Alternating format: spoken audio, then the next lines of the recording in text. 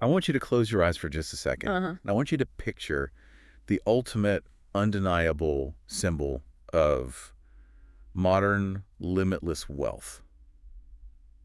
Like when you think of that, what actually comes to mind? I mean, for a lot of people, it's the skyline. Right. It's the glittering, gravity-defying skyscrapers of Dubai, piercing the clouds. Or maybe it's those fleets of multi-million-dollar supercars. Casually cruising down pristine highways in Qatar. Exactly. Highways that are practically climate controlled. It's the sheer, unadulterated power of limitless oil money. Money that took barren, unforgiving desert landscapes and just transformed them into futuristic metropolises almost overnight. It's the absolute pinnacle of luxury. It really is. And it's exactly the image that those nations project to the rest of the world. And you have to admit, it's an undeniably compelling one. Oh, absolutely. It speaks to this massive, unprecedented human triumph over an incredibly harsh environment. But when you look past the architecture and the GDP, you uncover a biological reality that completely shatters that whole facade. Because today on A Deep Dive, we are pulling the rug right out from under that glittering image. We really are. I want you to picture something entirely different right now. Something that exists right alongside those supercars and the luxury boutiques. Right. Instead of a high-end, air-conditioned shopping mall, I want you to picture hospital corridors. Yeah. Crowded, overflowing hospital corridors filled with patients suffering from severe, debilitating metabolic disorders. It's a completely different reality. We're talking about an entire medical infrastructure that has become frighteningly reliant on the constant daily administration of insulin pens, dialysis machines, bariatric surgery. You have this incredible external display of vitality and economic dominance, right? Yeah. But it's masking an internal biological crisis on a scale that it's almost difficult to comprehend. The data paints a picture of populations that are fundamentally collapsing under the weight of their own prosperity. And that's what we're getting into today. Today's deep dive is based on a massive, highly detailed compilation of recent epidemiological data. We've got translated sociological studies, metabolic research, and it explores what can really only be described as a staggering global health anomaly. Staggering is the right word for it. We are unpacking exactly why Middle Eastern and Southeast Asian Islamic countries are currently suffering from the highest, most overwhelming rates of obesity and type 2 diabetes in the entire world. In the world, yeah. And our mission for you today as we go through this material is to deconstruct this perfect storm. We're going to look at how extreme, rapid wealth combined with centuries-old religious traditions, a brutally harsh climate, and highly specific cultural diets. How all of that came together. Right, how it essentially engineered a national metabolic disaster. And perhaps most importantly for you listening, we're going to explore why this distant-seeming crisis serves as a massive, blinking red warning sign for your own modern lifestyle. Because this is a complex, terrifying synergy of environment and history. What's fascinating here is how this situation perfectly illustrates what happens when ancient human survival mechanisms, the very biology that kept our ancestors alive through famines, Right. when those mechanisms are suddenly dropped into a world of hyper-modern convenience and just infinite caloric abundance. Okay, let's unpack this. We are talking about mapping out a region that epidemiological researchers are effectively calling the diabetes empire. The diabetes empire. It's quite a title. It is. And when you look at the global health data, it points a very direct, unwavering finger at countries like Kuwait, Qatar, Egypt, Pakistan, Malaysia. Yeah. These nations occupy the absolute top tier globally for diabetes prevalence and metabolic syndrome. Like, if you visualize a heat map of global metabolic disease, this specific region doesn't just glow. It practically burns dark red. Exactly. The data graph showing the sheer volume of severe insulin resistance in these areas compared to the rest of the world. I think. I mean, they skyrocket to the point where they practically break the standard axis on the chart. They do. And to understand the physiological mechanics behind those skyrocketing graphs, we have to look at the timeline of modernization. Right. Because the transition we are talking about here was not a gradual, centuries-long industrial revolution like we saw in Europe or North America. No, not at all. In the grand scheme of human history, it was practically instantaneous. These are nations that underwent explosive urbanization entirely fueled by the discovery and exportation of oil. Right. Petrodollars just flooding in. Exactly. You have populations that transition from traditional, nomadic, or highly agrarian lifestyles straight into technologically advanced, hyper-wealthy urban environments in the span of a single generation. A single generation. Yeah. They completely bypassed the slow, incremental changes in diet and labor that allowed other populations to at least marginally adapt. Yeah. They went from surviving the brutal scarcity of the desert to living in a post-scarcity future in a matter of decades. Decades, which creates an absolute evolutionary mismatch. There's this concept called the thrifty genotype hypothesis, and it tells us that populations historically exposed to harsh, famine-prone environments develop highly efficient genetic mechanisms for storing fat and hoarding calories. Because they had to. Because they had to survive. That is the crucial biological underpinning here. For thousands of years, their biology and their culture were perfectly adapted to a life of intense physical exertion and extreme caloric scarcity. Yeah. Their bodies are essentially incredibly efficient energy storage machines. And then, almost overnight, that scarcity is replaced with unprecedented frictionless abundance. Exactly. The human body has evolved over millennia to aggressively store adipose tissue fat as a hedge against starvation. Right. But it suddenly finds itself in an environment where starvation is mathematically impossible. But the body doesn't know that. No. Yeah. The endocrine drive to consume and store remains fully active. It's wild. It Yeah. really makes you marvel at the sheer geographic and cultural scale of the issue, because this isn't just a localized problem isolated to a single city. No, it's vast. We are talking about a phenomenon that spans across a massive geographic area, stretching all the way from the arid deserts of the Middle East to the humid tropical climates of Southeast Asia. Yeah. And despite the massive geographic distance and the environmental differences between, say, Kuwait and Malaysia, they are unified by deeply shared cultural and religious threads.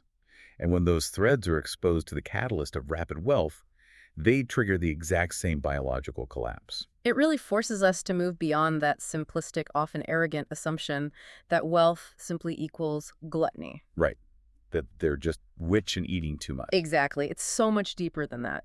We are dealing with profound cultural pillars, systems of social cohesion, and religious obligation. And when you map those onto a modern, ultra-processed food environment, they become highly destructive. I understand the wealth aspect, right? Right, But money alone doesn't rewrite human metabolism overnight. right. So what was the actual catalyst here? If it isn't just the fact that they can afford to eat more, what is the specific behavioral trigger driving this incredibly widespread health crisis? Well, according to the epidemiological studies we're looking at, that trigger is intricately linked to dietary habits dictated by the cultural mandate of hospitality. Hospitality. Okay, let's get into this. Part 2. Yeah. Because hospitality in these regions is not merely a social nicety. It's not just a matter of good manners like we might think of it. Right, it's not just offering someone a seat. No, it is a deeply ingrained religious duty. It is considered a supreme virtue. It is the absolute cornerstone of social interaction, business negotiation, and familial bonding. Right.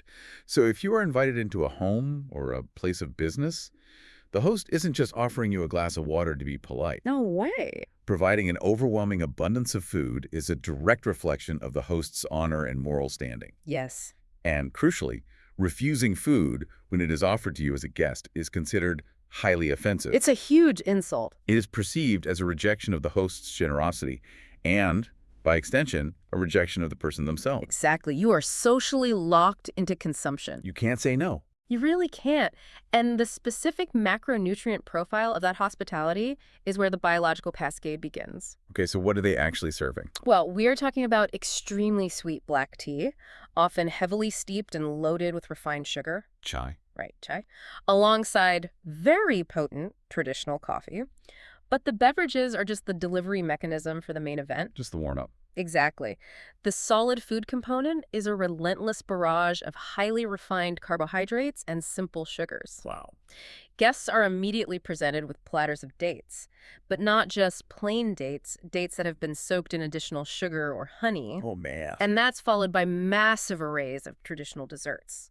We are looking at pastries like baklava. Which is delicious, but Delicious, but it is essentially layers of phyllo dough and nuts swimming in a dense pool of sweet syrup. Right. And kunafa, which is a spun pastry soaked in a sugar-based syrup, often layered with rich cheese or heavy cream. So from a biochemical perspective, we have to look at what that exact combination does to the human endocrine system. We do. Because what is being served isn't just a high-calorie snack. It is an overwhelming flood of refined carbohydrates and liquid fructose. Yes. When you consume liquid sugar, like that heavily sweetened tea, alongside the simple carbohydrates of the syrup-soaked pastries, you're essentially mainlining glucose directly into your bloodstream. With absolutely zero dietary fiber to buffer the absorption rate, None. which creates a massive immediate glycemic spike. The blood glucose levels skyrocket, and the pancreas is forced into an emergency response. It just panics. It panics. It pumps out a massive surge of insulin to clear that glucose out of the blood and push it into the muscle and fat cells. But because this hospitality culture is a constant all-day affair, Right. The tea is perpetually flowing. the sweets are continuously replenished from morning until night, Yeah. the pancreas is essentially forced into a state of chronic hyperinsulinemia. It never gets a break. And that creates a vicious cycle. Because as the cells are constantly bombarded with insulin, they eventually downregulate their receptors. They just stop listening. Exactly. They become resistant to the signal. And the pancreas doesn't just stop. It pumps out even more insulin to force the glucose into the resistant cells. Which drives systemic inflammation and aggressive fat storage even higher. Precisely. The beta cells in the pancreas are driven to the point of exhaustion and eventual apoptosis, which is cellular death. Wow. You are trapped in a constant state of lipogenesis or fat creation while simultaneously experiencing cellular starvation because the energy can no longer efficiently enter the cells. That is wild. It's like being strapped into a metabolic roller coaster that you aren't allowed to exit. That's a great way to put it. You are sitting there as a guest, fulfilling your sacred cultural duty. And every drop of that roller coaster is a massive blood sugar crash. Followed by an agonizingly steep spike as the next golden tray of sweets is brought out. You are a captive audience to your own metabolic dysfunction. You really are. And that is just the preliminary hospitality aspect. Wait, there's more. Oh, yeah. When we move to the main meals, the carbohydrate load becomes even more staggering. Okay, lay it on me. The dietary data details mountains of highly refined white rice, dishes like biryani served in massive communal platters, and towering stacks of flour flatbreads, specifically cubs or rag bread. Right. And while those carbohydrates are usually topped with proteins like lamb or chicken, the preparation methods heavily feature frying in industrial seed oils or clarified butter. Right, ghee. So you are layering oxidized, highly caloric fats directly on top of a foundation of pure, high glycemic starch. The physiological burden of processing that meal is just immense. And the data extends this analysis beyond the Middle East, right? It shows how this exact same cultural framework translates into a different, but equally lethal dietary pattern in Southeast Asia. Yes, let's look at Malaysia. Let's do it. Because here's where it gets really interesting. The identical dynamic of profound hospitality and shared religious culture exists there. Exactly. But the menu shifts to reflect the local agricultural output. Right, instead of dates and honey, the Malaysian diet relies heavily on foods deep-fried in palm oil. Palm oil is everywhere there. It is. And the equivalent to the sweetened black tea of the Middle East is their ubiquitous national drink. Tetzeret. Cathartic. It is a fascinating and devastating focal point for metabolic researchers. Tell us about it. Well, the name translates to pulled tea, and it is a very strong black tea that is aggressively blended with sweetened condensed milk. Sweetened condensed milk. Yeah. And we have to analyze the biochemistry of condensed milk to really understand the damage here. Break it down. It is milk that has had the water vacuum evaporated away. So what you're left with is a hyper-concentrated paste of dairy fat and lactose. Okay. And to that paste, massive amounts of sucrose are added as a preservative. Wow. So you're combining lactose, a natural milk sugar, with an immense dose of added sucrose, along with saturated dairy fats. All in a liquid form. A liquid form that completely bypasses the body's natural satiety signals. Yeah. Your brain doesn't even register that you just drank hundreds of calories. Exactly. And the epidemiological surveys point out that in Malaysia, people are consuming this condensed milk tea essentially like water. Like water. It is the default beverage for every meal, every social encounter, every break in the workday. The glycemic load of that daily habit is catastrophic. It is. Whether you are in a high-rise office in Kuala Lumpur or a luxury villa in Kuwait, The underlying mechanism is identical. Right. You are fulfilling a cultural and religious mandate by consuming lethal amounts of liquid sugar and refined, fat-soaked carbohydrates. It creates a baseline of profound metabolic dysfunction across the entire population. The body never experiences a fasting state. Never. It never gets a chance to lower its insulin levels or tap into stored adipose tissue for energy. It is locked in a perpetual state of storage and cellular stress. You'd think, given this constant state of overconsumption, that a full month of mandatory religious fasting would provide a biological reset for this exact issue. You really would. Which brings us to part 3, the Ramadan paradox. Because logically, a month of strict fasting should be the ultimate cure for a population suffering from metabolic syndrome, shouldn't it? From a purely clinical functional medicine standpoint, it absolutely should be. Right. The holy month of Ramadan requires strict daytime fasting for millions of people. That means absolutely no caloric intake. And crucially, no water from sunrise to sunset. A dry fast. Yes. Yeah. In theory, this specific type of dry intermittent fasting is known to trigger a profound biological process called autophagy. Right, autophagy, which is when the body, deprived of incoming nutrients, begins to aggressively break down and recycle its own damaged cellular components. Misfolded proteins, senescent cells, the zombie cells. Yeah, it uses them for energy. It is a deep internal cellular cleansing that drastically lowers systemic inflammation. It's incredible for the body. And furthermore, a prolonged daily fast plunges insulin levels down to baseline. It forces the metabolism to switch from burning glucose to oxidizing stored body fat for fuel. Yes. So, clinically speaking, a month of fasting should be a massive population-wide reset button for metabolic health. It should be a miracle. But the health data reveals that the reality on the ground is the exact opposite. The exact opposite. Yeah. Instead of sweeping autophagy, cellular repair, and widespread weight loss, this holy month results in massive, statistically significant weight gain. Weight gain during a fasting month. Yes. Dramatic spikes in HbA1c levels and skyrocketing emergency room visits for diabetic ketoacidosis across the entire region. That is a profound, tragic irony. It really is. To understand why this happens, we have to meticulously unpack the biochemistry of what occurs the exact second the sun goes down. We have to look at the iftar meal. The fast-breaking meal consumed immediately after sunset. Exactly. Let's walk through the endocrine state of a person at that exact moment. You've been fasting for maybe 12, 14, or even 16 hours, depending on the geographical latitude and the time of year. Yeah. Your digestive tract is completely empty. Completely empty. After 14 hours of absolute abstinence from food and water, your body's metabolism is resting. It's quiet. But more importantly, your peripheral insulin sensitivity is at an absolute unmitigated peak. Because your circulating insulin has been effectively zero all day. Exactly. So your muscle and fat cells are essentially starving. They are screaming for energy. Their insulin receptors are wide open. Wide open, highly sensitive, and primed to rapidly, almost violently, absorb whatever substrate enters the bloodstream next. Okay, so if you were to break that fast, say with a small amount of high-quality protein, some fibrous vegetables, or healthy monounsaturated fats, your body would absorb those nutrients incredibly efficiently. it would maintain a stable blood glucose level and preserve that healthy, rested metabolic state. Yes. But the cultural reality of the iftar meal is the exact opposite of a gentle reintroduction. Not gentle at all. No. It is what researchers categorize as massive compensatory binging. Compensatory binging. Yeah. Instead of a gentle refeeding protocol, people are dropping a metabolic nuclear bomb into this ultra-sensitive primed system. The fast is traditionally broken with dates. But not just 1 or 2 natural dates. We are talking about consuming massive handfuls of dates that have been candied or soaked in honey. Providing an immediate massive bolus of fructose and glucose. Yes.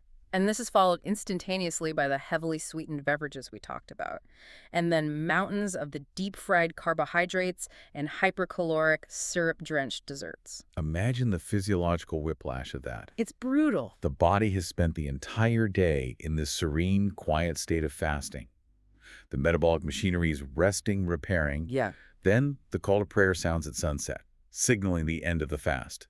And suddenly, there is a chaotic, frantic rush to a banquet table that is literally groaning under the weight of thousands of calories of pure sugar and refined starches. You are taking a resting, completely unsuspecting metabolic system and slamming it with a tsunami of glucose. If we connect this to the bigger picture, The endocrine response there has to be catastrophic. Oh, it is. The liver is immediately overwhelmed by the sheer volume of fructose. Right, because fructose is processed differently. Exactly. Fructose, unlike glucose, can only be metabolized by the liver. When it hits the liver in such massive concentrated doses, especially after a fast, the liver cannot process it into glycogen fast enough. So what does it do? It resorts to a process called de novo lipogenesis. De novo lipogenesis, literally making new fat. Yes, it takes those liquid sugars and converts them directly into triglycerides. Wow. And the pancreas, meanwhile, is detecting the massive spike in blood glucose from the pastries and bread. So it floods the system with a tidal wave of insulin.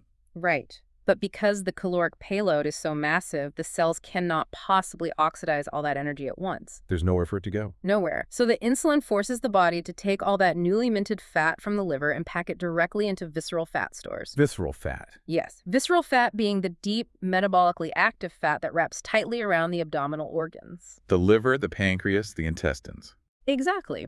Unlike subcutaneous fat, which is the fat right under the skin and relatively inert, visceral fat is highly inflammatory. It's toxic. It is. It constantly secretes inflammatory cytokines directly into the portal vein, which just drives even deeper, more intractable insulin resistance. So by breaking a fast with a massive, culturally mandated sugar binge, they are essentially taking the absolute worst components of the modern ultra-processed diet and amplifying their destructive power by introducing them to a hyper-receptive, hypersensitive biological system. And that's exactly what's happening. The body perceives the daytime fast as a period of starvation, and the evening binge triggers an extreme survival mechanism to hoard every single calorie as visceral fat. A sacred month originally designed for spiritual discipline, empathy for the poor, and physical purification has been completely hijacked by modern, hyperpalatable foods. Turning it into the very engine of a national health collapse. It perfectly illustrates how an ancient,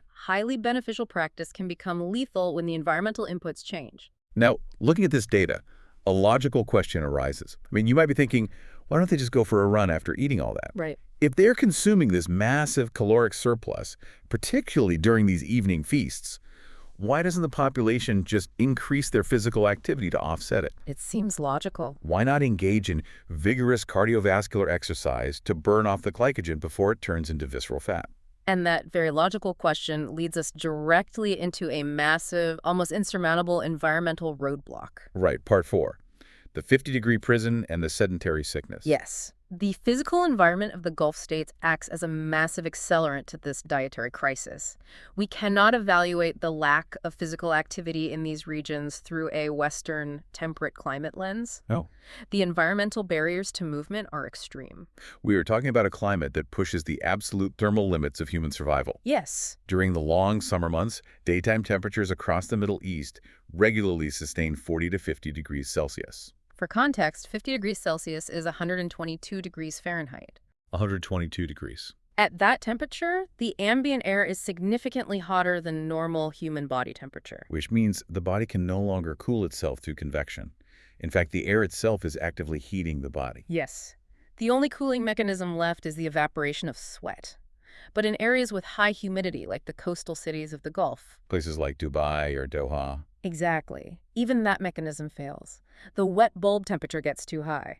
The environment becomes actively, immediately hostile to human life. The epidemiological reports point out that stepping outside to walk, let alone engage in vigorous exercise, isn't just uncomfortable. It is a literal gamble with survival. It really is. Severe heat stroke, critical dehydration, and cardiovascular collapse can occur in a matter of minutes. The environment mandates absolute immobility during the day. So human ingenuity responds to that environmental threat by building a world where you never have to experience it. Right. The climate has forcibly created a society of entirely indoor humans. To survive, they have constructed an infrastructure that completely eliminates the need for physical exertion. People use massive, heavily air-conditioned SUVs to travel even the absolute shortest distances. You don't walk 3 blocks to the pharmacy. You drive door to door. Exactly. And when they aren't in their vehicles, their daily lives revolve around sprawling, heavily air-conditioned mega malls, luxury indoor complexes, and climate-controlled living spaces. The physical environment has necessitated a level of sedentary behavior that the human musculoskeletal and metabolic systems were never designed to endure. Muscle mass degrades. Basal metabolic rate plummets, and the body loses its primary sink for disposing of excess blood glucose. The muscles just aren't using the energy. No. You really have to paint the contrast in your mind. Imagine standing at the threshold of a modern building in Doha or Dubai. Okay. Outside, you have the scorching, empty, life-threatening streets baking under a relentless sun. The air is so superheated it physically burns your lungs to breathe deep. Yeah.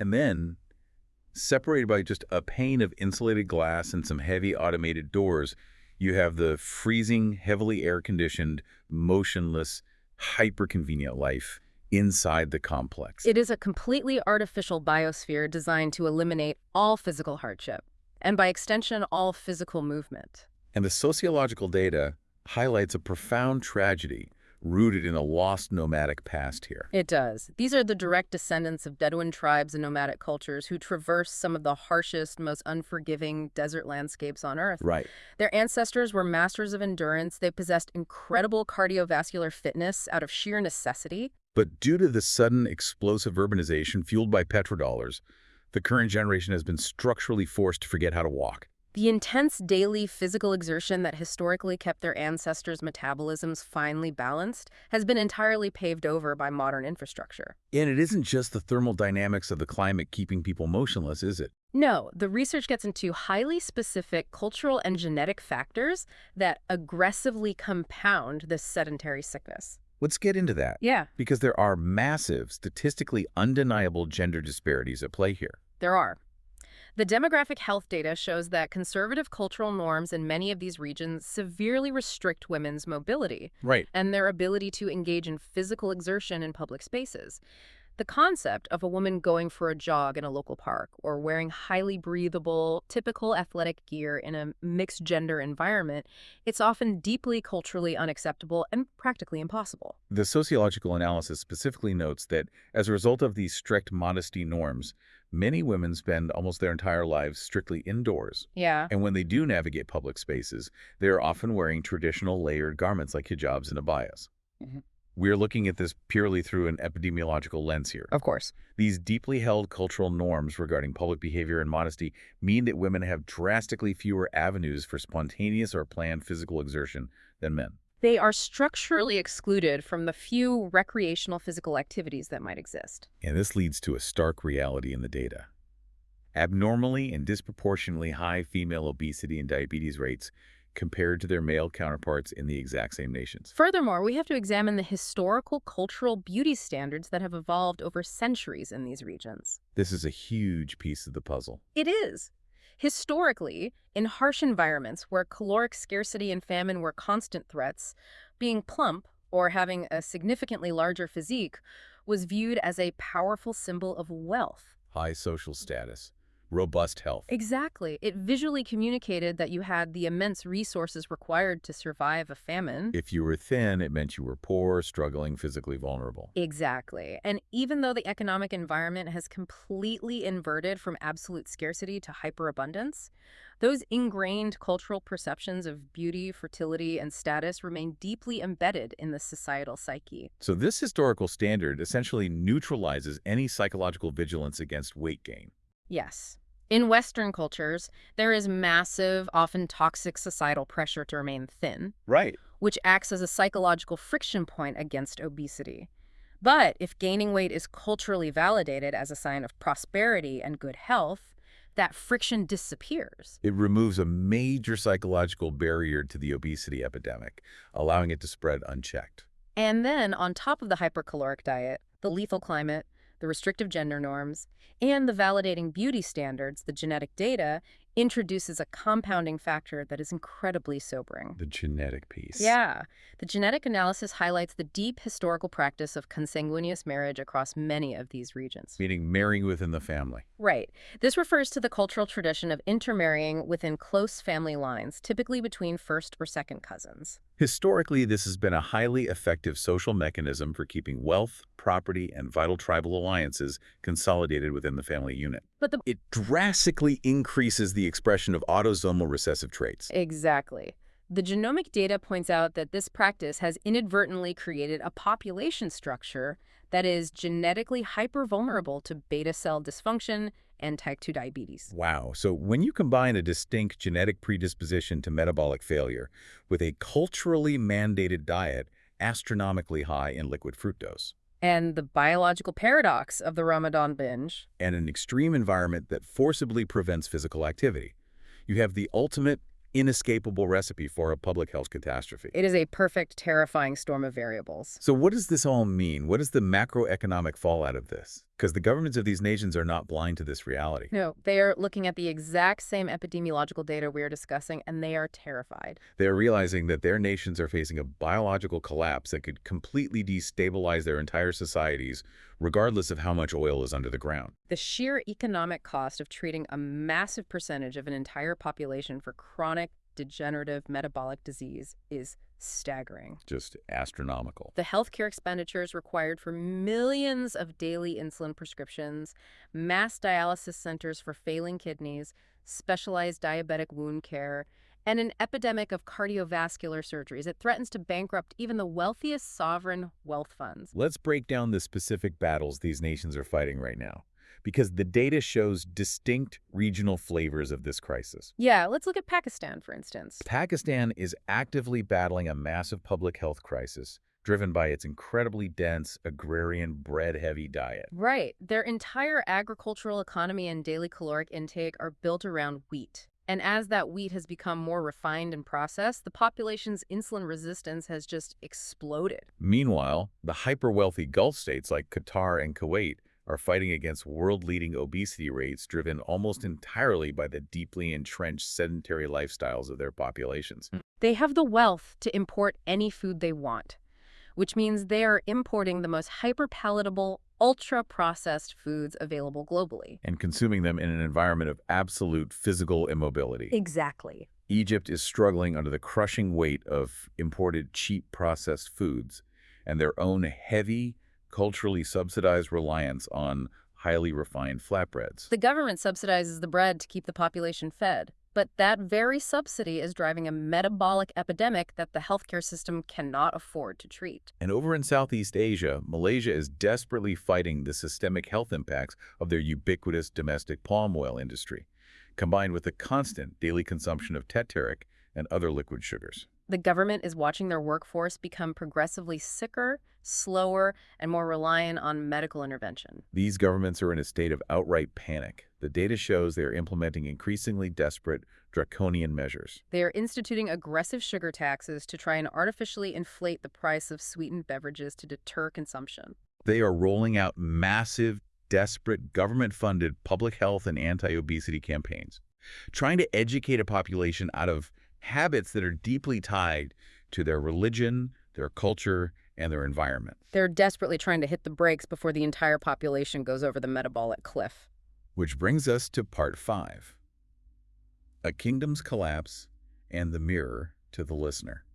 This raises an important question, doesn't it? It does. We have to look at the underlying mechanics of this collapse and ask what it reveals about human biology in general. And this is exactly where we want to turn the focus entirely onto you, the listener. Yeah. We've spent the last 25 minutes unpacking the specific cultural diets of Kuwait, the physical extreme of a 50-degree summer in Qatar, the unique biochemistry of condensed milk tea in Malaysia. Does this sound like a far-off problem? Does this sound like an exotic, localized crisis happening to people on the other side of the world that has nothing to do with you? I want you to take a hard, unfiltered look at your own modern city life, wherever you are sitting right now. The physiological parallels are striking, and frankly, deeply concerning when you map them onto Western conveniences. Think about your daily routine. When it is hot outside, or cold, or even just slightly raining or humid, what do? We immediately retreat into climate control. We use smart thermostats, air conditioning, and centralized heating to ensure our bodies never have to expend energy adapting to environmental thermal stress. We exist in a perpetual, artificial 72-degree bubble. And what about our food acquisition? We don't even have to walk down the street to a restaurant anymore. No, we use frictionless delivery apps. To bring sweet, highly stimulating, hyper-palatable, ultra-processed foods right to our front doors, often while we are still sitting on the couch. We have systematically engineered a society dedicated to the complete outsourcing of physical effort. We have monetized the elimination of movement. We carry around venti, sugary iced lattes packed with flavored syrups that have just as much liquid fructose and metabolic consequence as the tetaric in Kuala Lumpur. Exactly the same. We snack on trendy, hyper-sweet treats driven by social media algorithms, things like macarons or heavily sugar-coated fruit like tenhulu. Or we order spicy, sweet, incredibly carb-heavy street foods like tteokbokki directly to our desks. We actively avoid walking whenever physically possible, utilizing ride shares, e-bikes, motorized scooters, and elevators to minimize every single step of our day. And this is where we arrive at the absolute central thesis of this entire deep dive. Lay it on them. Ultimately, the catastrophic crisis we see unfolding in the diabetes empire is not fundamentally a story about exotic geography or specific religious doctrines. No. It is a story about base human biology reacting to its environmental inputs. It is entirely about the fuel you provide the machine. Yes. The extreme, unlivable desert environments and the unique cultural shackles regarding hospitality and fasting play a massive role as catalysts. They accelerated the timeline. But the final arbiter of health, the absolute inescapable bottom line, is the daily macronutrient load entering the mouth. No amount of advanced civilization, no amount of sovereign wealth, no amount of cutting-edge infrastructure or technological superiority can protect a human body that is trapped in a daily swamp of highly refined carbohydrates, industrial seed oils, and liquid sugar. The biology simply breaks down. If you constantly flood your hepatic system with fructose and push your pancreas to overproduce insulin, and you never utilize that stored energy through rigorous physical exertion, the biological outcome is universally identical. It does not matter if you live in a multi-million-dollar climate-controlled penthouse in Dubai, or a studio apartment in New York, or a suburb in London. The human body's physiological response to chronic caloric excess combined with absolute physical immobility is universal and unforgiving. I want to paint a final vivid audio picture for you to really drive this parallel home. Imagine a split screen in your mind. Okay. On one side of the screen, you have a wealthy citizen of Qatar. They are sitting in their heavily air-conditioned luxury SUV, completely shielded from the lethal 50-degree heat baking the pavement outside. Right. They pull up to a drive-thru, or they use an app, to have a tray of heavily sweetened, culturally mandated coffee and massive syrup-soaked pastries brought directly to their car window. They consume thousands of calories of refined carbohydrates without ever standing up, their engine idling the entire time. And on the other side of that split screen, On the other side is you. you are sitting in your air-conditioned home office, completely shielded from whatever mild weather is happening outside. You tap a few buttons on a food delivery app on your smartphone. And 20 minutes later, a gig worker brings a massive sugary iced coffee and a dense carb-heavy pastry right to your front door. You consume it while staring at a screen, without ever engaging a single muscle group. The cultural dressings are completely different. The architecture is different. But the metabolic pathway to destruction, the glycemic spike, the insulin flood, the visceral fat storage, is mathematically identical. It is a profoundly sobering realization. We cannot look at these nations as strange anomalies to be pitied. We have to look at them as the vanguard. Vanguard. Because of their incredibly rapid acquisition of wealth and their uniquely extreme climate, they reach the absolute endpoint of modern sedentary convenience decades faster than the rest of the world. They are the canary in the coal mine for global metabolic health.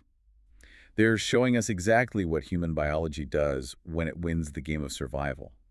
And that brings us to the end of this massive, eye-opening journey. We have unpacked an incredible amount of data in biology today. We really have. We started by looking past the glittering, oil-funded skyscrapers and walked straight into the hidden, crowded hospital corridors dealing with the fallout. We examined the lethal, inescapable trap of sugar-soaked hospitality. We broke down the tragic biological paradox of how the Ramadan fast is hijacked by compensatory binging and de novo lipogenesis. And we explored how a lethal 50-degree desert functionally imprisoned an entire population indoors, completely stripping them of their mobility and endurance. We have analyzed how desperate governments are trying to tax, campaign, and regulate their way out of a multi-generational crisis built on the foundations of flatbreads, palm oil, condensed milk, and immobility. And most importantly, we reiterated the massive blinking warning light that this data presents. This is not just a story about them. No, it is the perfect scientifically documented cautionary tale for anyone, anywhere, who is living a modern, convenience-filled life. Before we sign off, I want to leave you with a final lingering thought to mull over, a question to explore on your own that builds on the profound parallels we've drawn from this research. What's the question? We just spent a significant amount of time discussing how the extreme, lethal 50-degree heat of the desert physically forced an entire population indoors. Right. It trapped them behind glass and air conditioning, made them entirely terrified of the outside environment, and made them utterly dependent on hypercaloric convenience and screens to pass the time. Ultimately leading to a massive biological disaster. The physical environment literally engineered their sedentary sickness. They had no choice but to stay inside. So here's the final crucial question for you listening.